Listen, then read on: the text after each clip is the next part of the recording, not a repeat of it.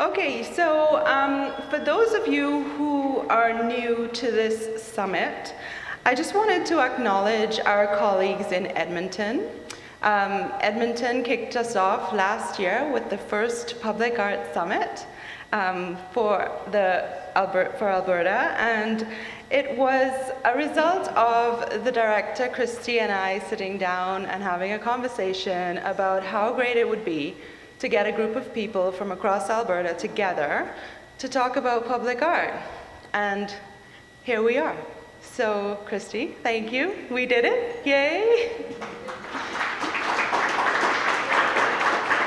Hi there, my name is Cameron Farn. I am the head creative director for F&D Scene Changes.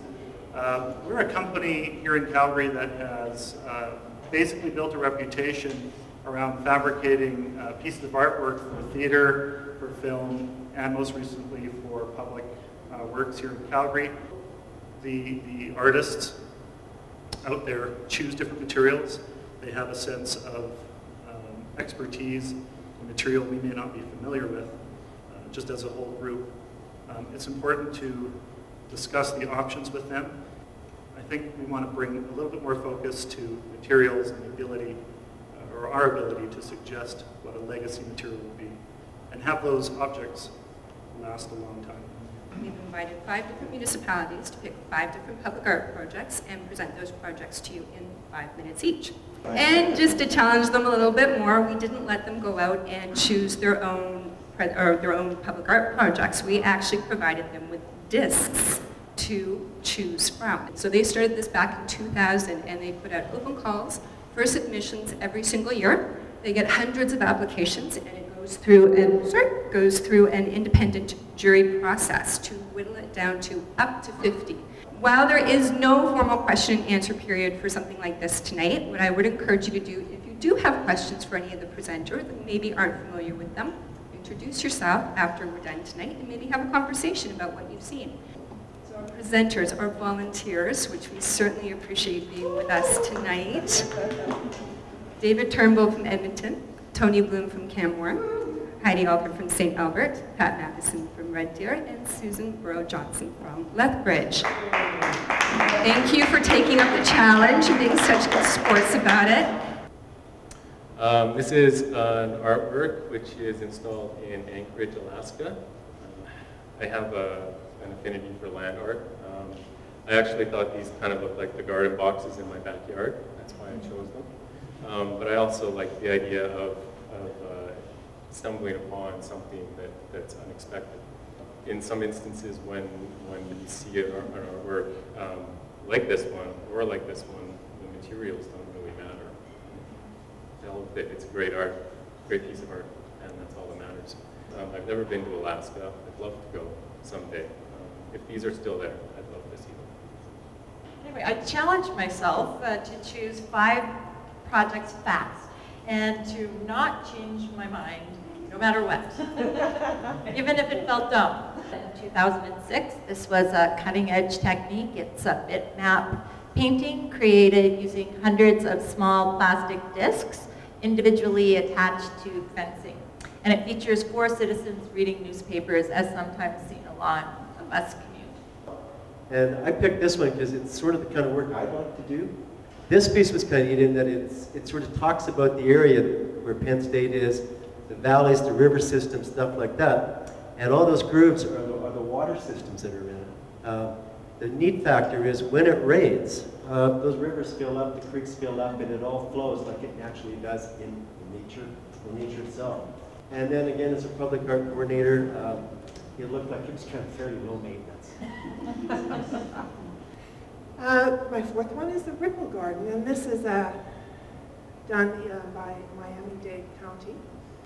This artist was asked to tie a hospital grounds together. They had doubled their space, and they wanted the 2 buildings to be tied together.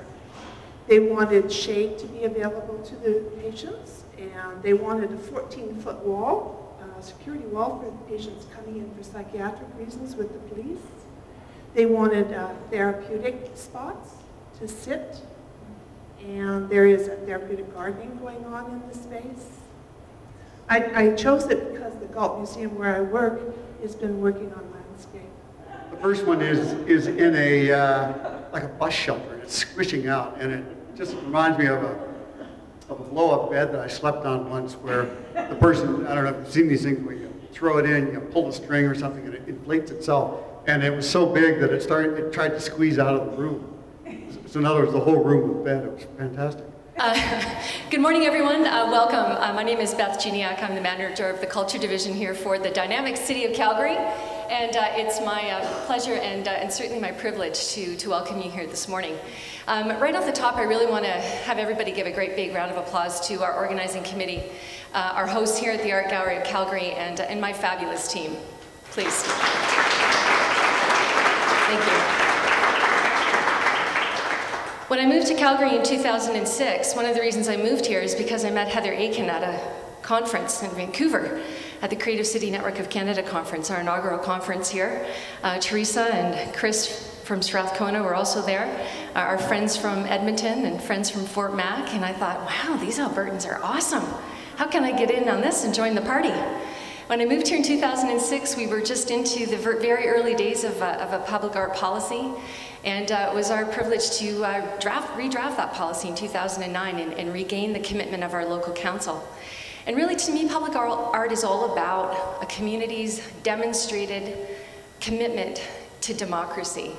And public art as a true democratic expression of how we choose to make arts and culture free, open, and accessible every day to everyone throughout all of our communities here in Alberta. So I want to congratulate you and your communities for your commitment to democracy through public art.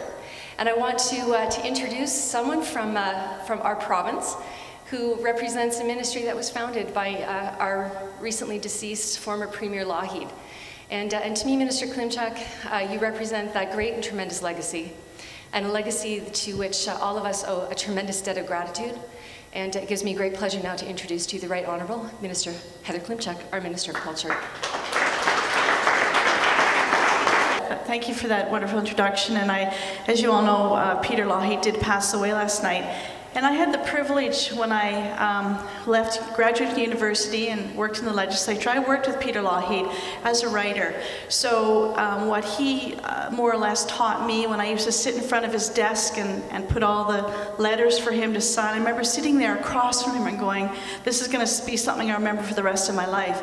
Right now, as Minister of Culture, I'm just so honored to be in this position. And as well, I feel that Alberta right now is in the midst of a huge renaissance. And that's something I'm going to work very, very hard on. And it goes back to the roots that I have with Peter and his family. So it's a sad night last night, but it's wonderful to see all of the outpouring and the respect and the love for a man who did so much for Alberta and so much for Canada. And I know this forum, it's the second year, and I know that it's fascinating because sometimes people do ask these questions. Who needs public art? It's sad, but people still ask that question.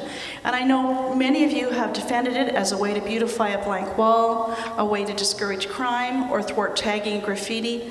And you also, I believe that it's defending it, say, for our souls. I mean, that's what it's about. Public art is our community and it's our souls. So, you know, cities communicate all the time. They tell us what they're about, what makes them special, what makes them unique. And public art reminds us of the connection by inviting us to stop and think about our shared environment. Public art invites us to celebrate our successes, to explore our differences, and to discover the legacy of those who have gone before. It's a display of creativity, our vitality, and our aspirations. Appreciation of a piece is not always unanimous, as you've probably experienced in all of your municipalities and where you're from, and that's, to me, that's a good thing. So sometimes contrary opinions can bring people together, but it also should stimulate discussion.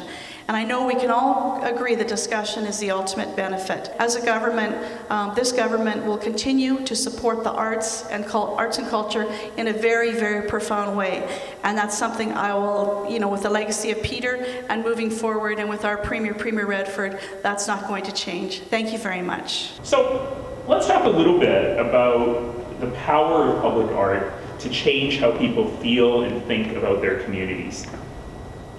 You know, the things that make a difference in my mind. I have a really easy job. Because my job is to make sure that we live in a community that makes people happy to live there every single day.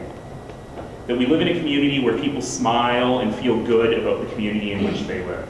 So this stuff matters. It's not just a nice to have. It's vital to the urban fabric. I'll give you some cases in point. One, of course, as we know, artists need to make money.